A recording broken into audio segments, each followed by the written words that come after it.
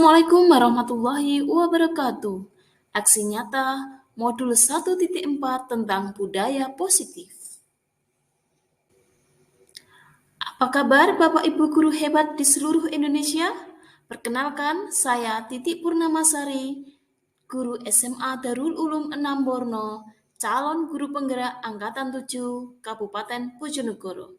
Dengan fasilitator saya, Ibu Elok Wiwin Herawati, dan pengajar praktek saya, Bapak Tio Sobah, SPD MPD.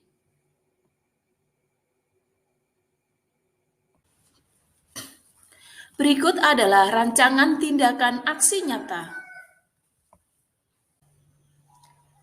Latar belakang, peserta didik tidak menyukai peraturan karena jika selama ini melakukan pelanggaran maka akan mendapat hukuman dan cenderung akan membuat mereka bersalah, bahkan sampai mempermalukan dirinya. Disiplin positif merupakan suatu cara penerapan disiplin tanpa kekerasan dan ancaman yang dalam prakteknya melibatkan komunikasi tentang perilaku yang efektif. Penerapan disiplin positif yang bertujuan untuk menumbuhkan kesadaran serta memberdayakan anak untuk melakukan sesuatu tanpa sokokan, ancaman, maupun hukuman. Untuk membangun budaya positif, sekolah perlu menyediakan lingkungan yang positif, aman, dan nyaman agar murid-murid mampu berpikir, bertindak, dan mencipta dengan merdeka, mandiri, dan bertanggung jawab. Salah satu yang perlu ditinjau ulang adalah bentuk disiplin yang dijalankan selama ini di sekolah-sekolah kita. Selama ini, disiplin di sekolah dimaknai sebagai sikap patuh terhadap aturan yang diterapkan di sekolah. Hal ini membawa pengaruh yang kurang baik pada diri murid. Murid menjadi tidak terlatih untuk termotivasi secara internal dalam berdisiplin, tetapi justru termotivasi secara eksternal. Dampak dari kondisi ini adalah sikap yang ditunjukkan murid seringkali berubah jika motivasi tersebut hilang. Bahasan budaya positif mengajak sekolah untuk berbenah, menerapkan poin-poin utama dengan tujuan menggali motivasi internal dalam diri murid dan seluruh warga sekolah untuk mencapai pendidikan yang lebih baik. Tujuan aksi nyata yang pertama adalah menciptakan peserta didik yang merdeka dan berdisiplin diri yang kuat. Kedua, menumbuhkan budaya positif di sekolah dengan meyakini nilai-nilai kebajikan universal, sehingga budaya positif nampak dalam sikap dan perilaku warga sekolah. Ketiga, menyampaikan dan membagikan pembelajaran dari penerapan konsep inti dari modul budaya positif serta pemahaman mengenai konsep-konsep inti dalam modul budaya positif kepada rekan guru. Keempat, mengimplementasikan pemahaman terkait budaya positif yang dapat membantu murid belajar dengan aman dan nyaman sesuai filosofi Ki Hajar Dewantara.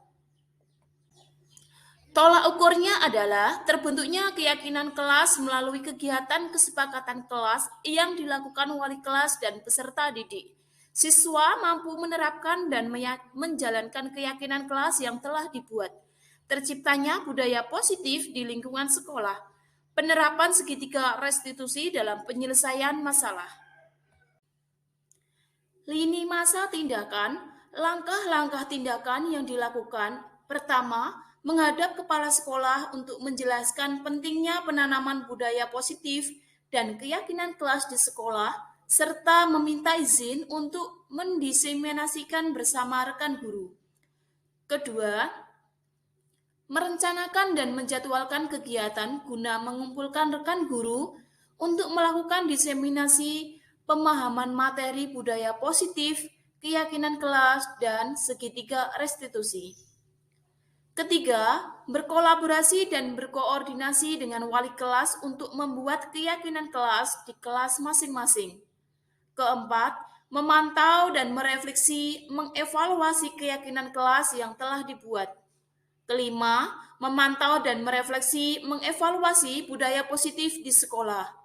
Keenam, mencetak keyakinan kelas dan memajangnya di seluruh kelas. Ketujuh, Mengajak seluruh warga sekolah untuk meyakini isi keyakinan kelas. 8. Memfasilitasi diskusi mengenai penanganan tindakan siswa yang tidak sesuai dengan keyakinan kelas. Dukungan yang dibutuhkan yang pertama adalah dukungan dari kepala sekolah, rekan guru, serta peserta didik agar tindakan yang telah disusun dapat dilakukan secara lancar dan menyeluruh. Yang kedua, kerjasama wali murid untuk melakukan budaya positif di rumah. Manfaatnya adalah terciptanya pendidik yang merdeka. Kedua, terciptanya anak didik yang merdeka dengan karakter yang lebih baik. Ketiga, meningkatnya pengetahuan pendidik. Keempat, pendidik lebih mudah dalam menilai. Kelima, adanya ide-ide dan persepsi yang beragam. Keenam, terciptanya rasa aman, nyaman, dan menyenangkan di dalam belajar. Berikut adalah video tentang pembuatan kesepakatan dengan peserta didik tentang keyakinan kelas. Assalamualaikum warahmatullahi wabarakatuh. Hari ini kita buat kesepakatan kelas ya. Kesepakatan kelas itu berisi keyakinan tentang nilai-nilai kebajikan. Nilai-nilai kebajikan itu bisa kejujuran, terus apalagi? Ketaatan terhadap peraturan ya bisa, terus apalagi bertanggung jawab, terus kedisiplinan, nah juga masuk kejujuran, masuk di situ tentang nilai-nilai kebajikan. Saya kasih kertas, kalian isi nilai-nilai kebajikan yang kita sepakati di kelas ini, paham?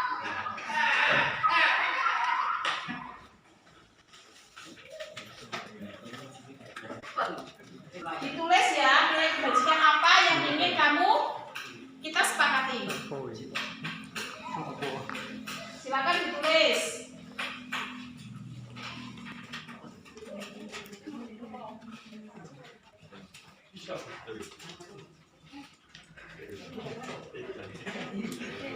Setelah selesai ditulis, nah kita nanti kumpulkan di sini ya. Silakan ditempel di sini. Yang sudah, silakan. Setelah itu kita bertanda tangan bersama bahwa nilai-nilai tadi, nilai keyakinan tadi sudah kita sepakati. Ini nanti tanda tangannya di sini ya. Silakan dikasih nama dan tanda tangan. Sudah, silakan ditempel di sini.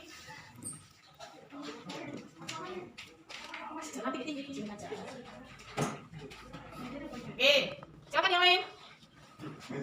Ya, tanda tangan.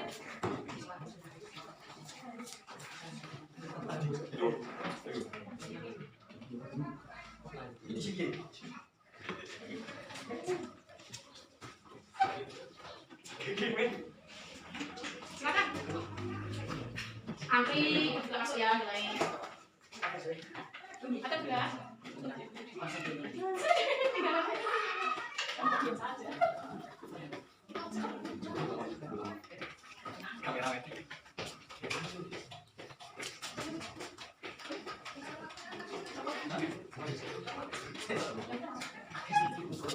Tanda tangan ya yang sudah, silakan tanda tangan. Gantian, antri ya, antri.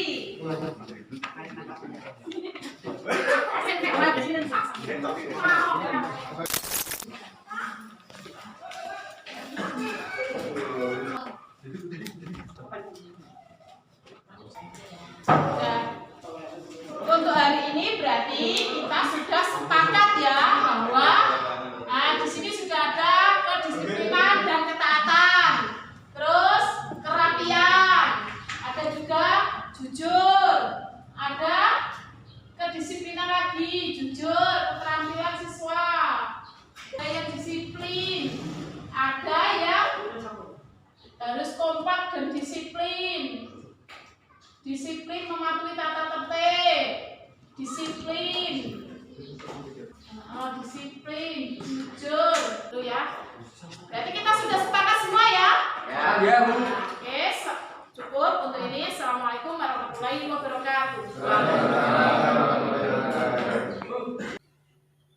Aksi nyata kegiatan diseminasi menyebarkan pemahaman dan pengalaman penerapan budaya positif di SMA Darul Ulum 6 Borno. Assalamualaikum warahmatullahi wabarakatuh. Alhamdulillahirabbil alamin wa bihi nasta'inu 'ala umuri dunya waddin. Wassalatu wassalamu 'ala asyrofil anbiya'i wal mursalin sayyidina Maulana Muhammadin wa 'ala alihi wa sahbihi ajmain, amma ba'du.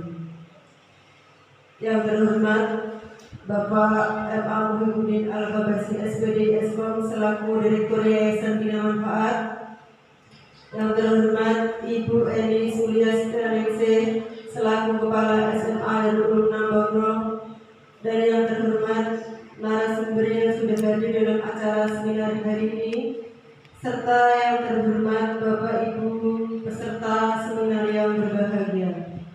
Yang pertama, marilah kita panjatkan puji syukur kehadirat Allah Subhanahu wa Ta'ala yang selalu senantiasa melimpahkan rahmat, taufik serta hidayahnya, sehingga pada kesempatan yang bahagia ini kita masih diberikan nikmat sehat, sehingga kita masih dipertemukan di tempat yang insya Allah berkah ini. Amin amin ya rabbal alamin.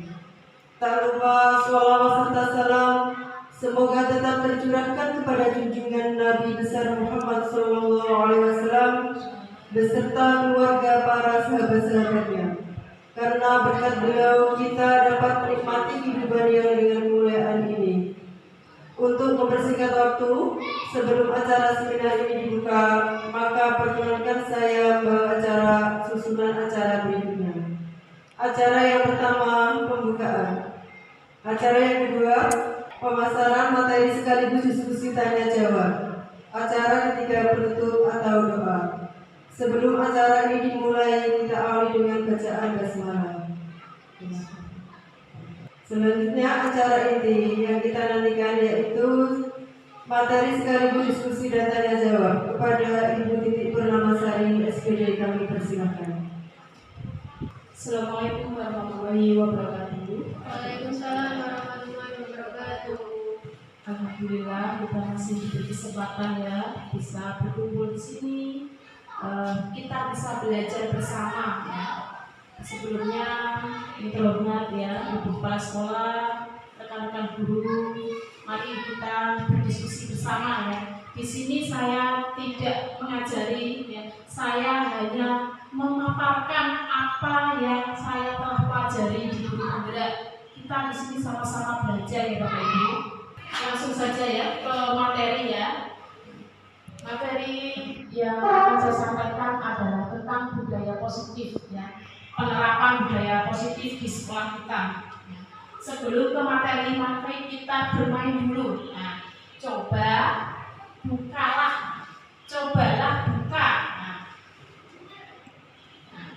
Permainannya bagaimana? Permainannya adalah kalian saling menggenggam tangan, ya. Jadi nanti berdua kombinasi depan sama belakang ya, bisa menggenggam tangan. Yang A tugasnya mengepalkan salah satu tangan dan yang belakang tugasnya adalah membuka sekuat tenaga. Paham? Paham? Oke, silakan dicoba ya. Genggam sekuat-kuatnya dan yang belakang silakan membuka sekencang-kencangnya ya. Dibuka sekencang-kencangnya. Ya.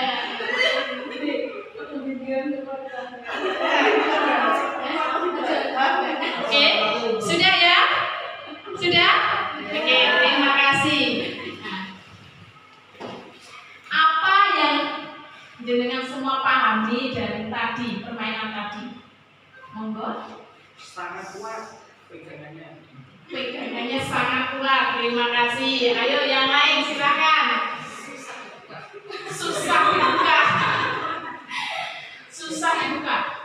Itu maksudnya apa untuk ke budaya positif tersebut? Jadi ada yang bisa menyimpulkan dari permainan tadi?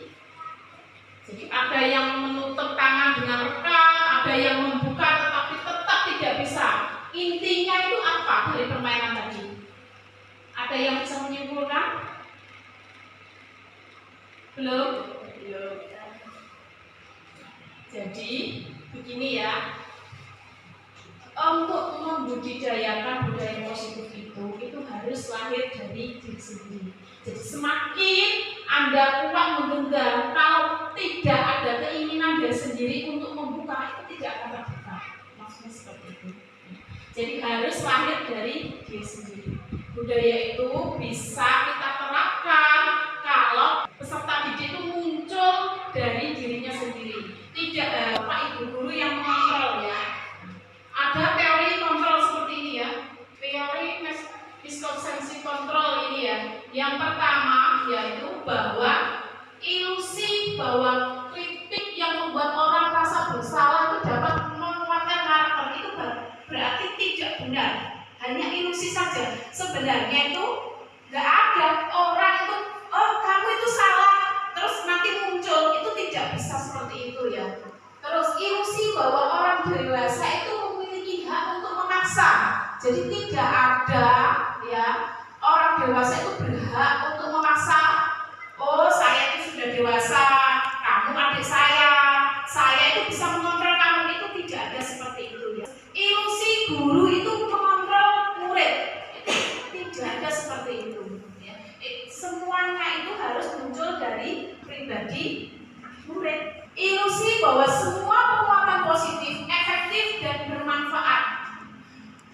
Kita walaupun penguatan positif bujukan ya, penghargaan atau apapun, kalau dalam dirinya itu belum muncul kesadaran, itu tetap tidak bisa tumbuh yang namanya budaya positif. Paham ya? Lanjut. Disiplin positif itu apa? Disiplin positif adalah bentuk kontrol diri ya untuk mencapai suatu tujuan. Tujuan mulia di sini apa? Mengacu pada nilai-nilai prinsip yang dianut seseorang. Nilainya apa? Nilai-nilai kebajikan. Nilai kebajikan itu adalah sifat-sifat positif manusia yang merupakan tujuan mulia yang ingin dicapai setiap individu. Peserta didik itu mempunyai sendiri ya nilai-nilai kebajikan yang harus diterapkan, dibiasakan.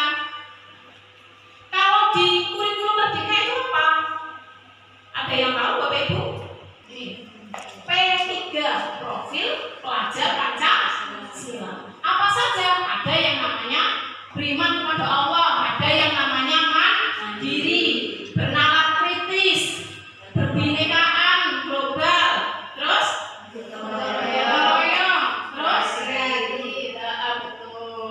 terus ada lagi nilai kebajikan itu macam-macam ya. Ada beberapa, tidak hanya profil pelajar Pancasila saja. Ada yang namanya Ibu Primary, yes. Sikap murid itu yang ditunjukkan ini toleransi, rasa hormat, integritas, mandiri, dan seterusnya. Terus ada lagi yang namanya 7 essential virtual ya. Ada yang empati, rasa hormat, toleransi, keadilan. 9 pilar karakter yaitu cinta Tuhan dan segenap ciptaannya, kemandirian. Banyak sekali Bapak Ibu ya. Ada yang namanya nilai kebajikan seumur hidup ya. Ada untuk keterampilan hidup, apa itu? Dapat dipercaya, lurus hati. Ada yang namanya petunjuk hidup. Petunjuk hidup itu bisa peduli, bekerja sama, keberanian. Nilai-nilai itu bisa kita terapkan di pembiasaan sehari-hari, baik dalam pembelajaran di kelas maupun di luar kelas. Ada juga nilai kebajikan. Ini proyek nilai kebajikan. Ada yang namanya peduli itu seperti ini, bersemangat itu masuk peduli, komitmen, belas kasih, percaya diri. Ada yang namanya rajin, keberanian. Itu masuk di nilai-nilai kebajikan. Paham ya? Ada yang namanya teori motivasi Bapak Ibu. Teori motivasi itu apa? Teori motivasi itu ada 3. Yang pertama, untuk menghindari ketidaknyamanan atau hukuman ya. Jadi dia itu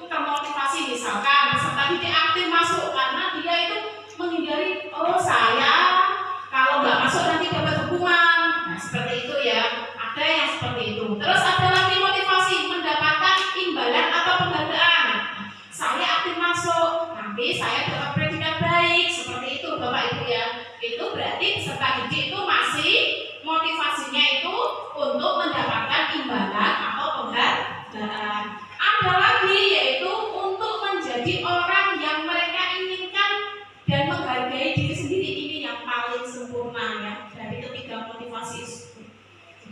Ingin seperti kalau Bapak Ibu guru itu ingin belajar sepanjang hayat seperti itu ya. Itu munculnya itu di motivasi yang ketiga. Karena mengapa? Ada nilai-nilai yang mereka percaya seperti itu. Terus ada lagi ya, hukuman dan konsekuensi. Bedanya hukuman sama konsekuensi itu apa? Kalau hukuman itu bersifat tidak terencana, misalkan ada sesuatu terus tidak ada rencana apa-apa, siswa itu coba lari keliling lapangan, itu termasuk hukuman. Hukuman itu bisa fisik, bisa mental ya. Tidak semua hukuman itu merujuk kepada fisik, itu tidak. Terus bedanya apa kalau dengan konsekuensi? Kalau konsekuensi itu sudah terencana, sudah ada peraturan misalnya seperti itu. Ternyata dia tidak menepati peraturan, itu berarti dia masuk konsekuensi atau sanksi. Jadi perbedaannya di situ ya. Kalau hukuman itu tidak terencana dan secara tiba-tiba, tetapi kalau konsekuensi itu secara terencana dan sudah disepakati. Terus ada lagi, dihukum karena penghargaan itu maksudnya apa? Jadi Bapak Ibu, setiap penghargaan itu tidak semuanya bernilai positif. Menurut Alfiko ya, penghargaan maupun hukuman itu adalah cara mengontrol perilaku seseorang yang menghancurkan potensi untuk pembelajaran sesungguhnya. Jadi tidak semuanya itu bernilai positif. Ada pengaruh jangka pendek dan jangka panjang. Pengaruhnya apa? Pengaruhnya itu ya, penghargaan efektif itu jika menginginkan seorang melakukan sesuatu yang kita inginkan dalam jangka waktu pendek. Jika kita menggunakan penghargaan lagi dan lagi, maka orang tersebut akan bergantung pada penghargaan tersebut. Jadi harus diberi penghargaan. Kalau nggak diberi penghargaan, ya nggak jalan seperti itu ya. Terus ada lagi, jika kita mendapatkan penghargaan untuk melakukan sesuatu yang baik, ya, maka selain kita senantiasa berharap mendapatkan penghargaan tersebut, kita pun menjadi tidak menyadari tindakan baik yang kita lakukan. Jadi kita itu terkadang tidak sadar, oh bahwa kita itu sudah melakukan kebaikan, karena fokusnya itu pada hanya penghargaan saja, tidak pada apa nilai positif yang dilakukan. Seperti itu Ibu ya. Terus penghargaan itu tidak efektif, ada juga penghargaan itu bisa tidak efektif. Ya. Suatu penghargaan dikatakan tidak efektif itu seperti ini. Peristiwa yang diinginkan dibuat dengan persyaratan hanya jika Anda melakukan hal untuk mendapatkan penghargaan yang diinginkan. Ya. Terus jika mengharapkan suatu penghargaan dan tidak mendapatkannya, maka akan kecewa dan berkecil hati.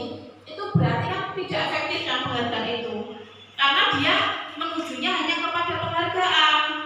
Penghargaan bisa merusak hubungan. Kok bisa penghargaan merusak?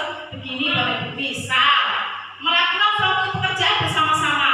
Ternyata yang satunya mendapatkan penghargaan karena dia lebih aktif, lebih unggul, lebih baik dalam pekerjaannya. Yang satunya tidak. Tentu yang satu ini akan merasa iri. Oh, teman saya mendapat penghargaan. Dan seperti itu mengakibatkan hubungannya tidak baik lagi karena munculnya sifat-sifat negatif tadi loh ya. Terus penghargaan mematikan kreativitas. Nah, kok bisa penghargaan? Karena tujuannya itu hanya mendapatkan penghargaan. Dia itu tidak berfokus pada kreativitas dia. Seperti itu kan ya. Penghargaan juga dapat menurunkan kualitas dari penghargaan itu. Oke, saya lanjutkan ya. Restitusi. Jadi kita itu perlu restitusi. Apa itu restitusi? Restitusi adalah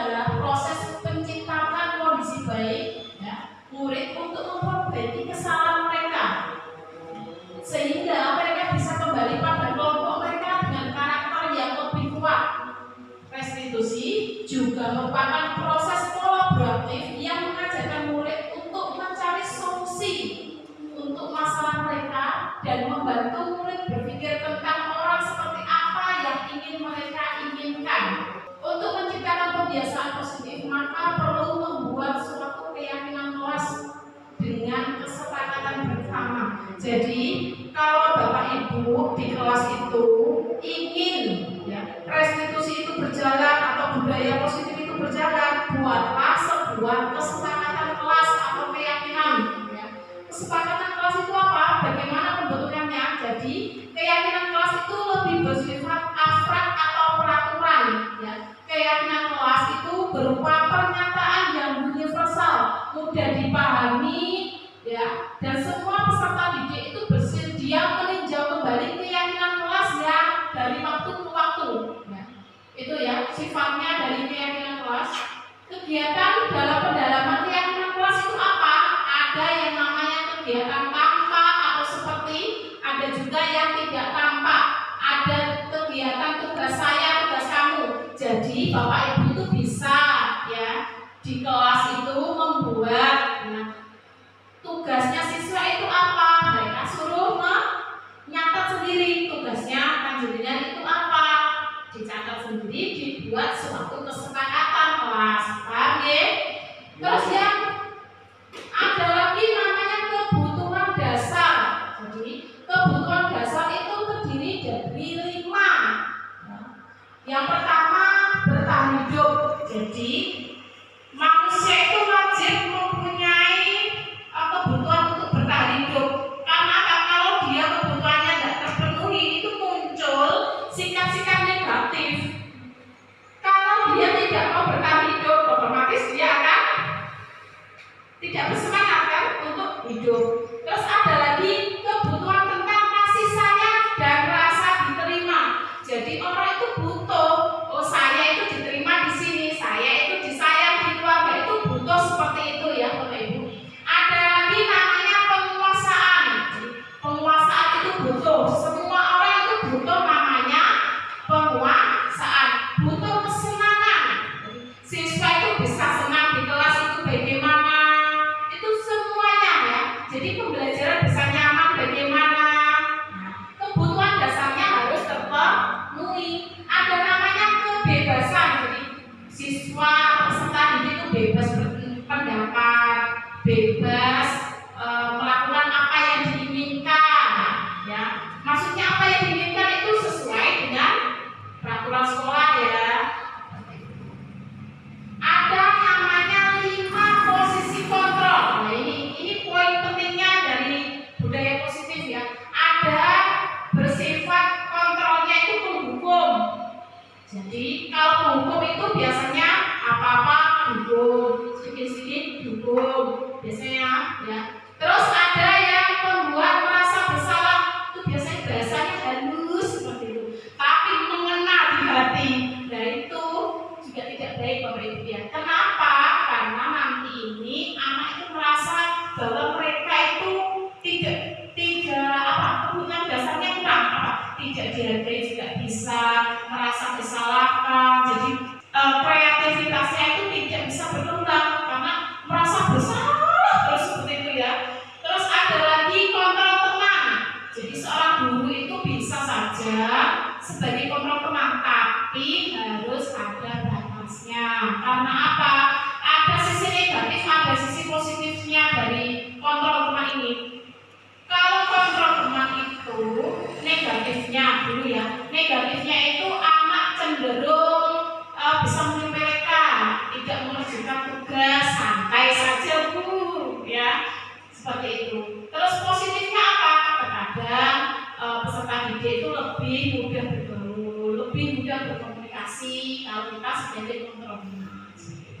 Ada yang namanya pemantau. Kontrol pemantau itu identik dengan data. Misalkan datanya ini tidak masuk berapa hari itu sudah terdata, kenapa, bagaimana, itu dipantau, namanya kontrol pemantau. Ada Bapak Ibu guru?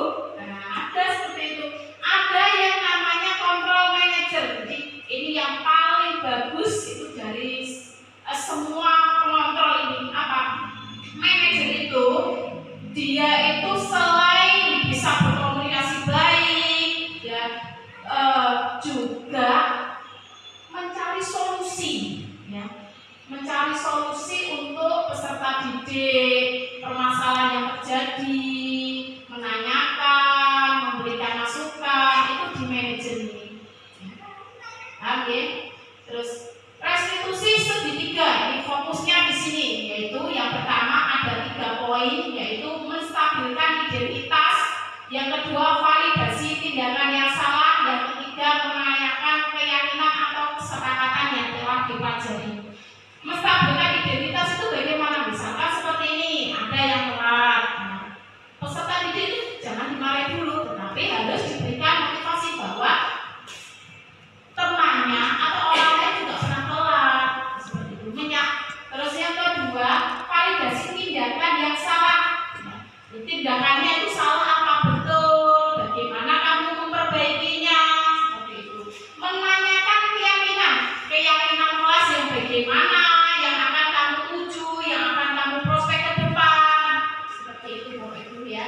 Terus, nah sekian. Besok kita bisa menerapkan materi ini, ya, budaya positif ini untuk diterapkan di lingkungan sekolah kita. Terima kasih. Monggo kalau ada pertanyaan bisa disampaikan. Tanya Bu, apakah dalam penerapan budaya positif itu bisa diterapkan secara instan? Ya, terima kasih Bapak. Jadi kalau budaya positif itu tidak bisa Bapak diterapkan secara instan, karena itu budaya positif harus lahir dari pribadinya anak-anak. Kita bisa mengusahakannya dengan pembiasaan, ya, pembiasaan agar tumbuh dengan sendiri dan berproses. Semuanya butuh proses, Bapak ya. Jadi kesimpulannya di sini apa? Kesimpulannya dari budaya positif tadi apa? Berproses. Ya, semuanya butuh proses. Terus ada yang namanya teori motivasi, ada yang namanya tadi teori kontrol, ada 5 tadi penghukum, terus apa? Pembuat rasa bersalah, terus teman, terus pemantau dan manajer. Ada juga kebutuhan dasar yang wajib dipenuhi, ya. Apa saja tadi? Bertahan hidup, terus kesenangan, kebebasan, butuh kasih sayang, terus apa lagi? Penguasaan. Itu ya. Ibu, terima kasih. Saya akhiri. Assalamualaikum warahmatullahi wabarakatuh.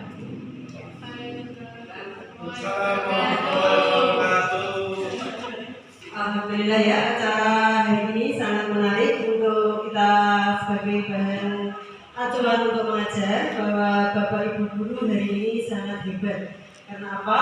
Sudah mendapat materi dari narasumber kita, Ibu Titi Purnamasari SPD, bahwa kita perlu memberikan arahan atau kepada siswa kita sehingga kita mempunyai budaya yang positif. Sebelum acara ini diakhiri, ya, saya sebagai pembawa acara langsung saja kita tutup dengan bacaan alhamdulillah. Billahi taufiq wal hidayah. Wassalamualaikum warahmatullahi wabarakatuh. Waalaikumsalam warahmatullahi wabarakatuh.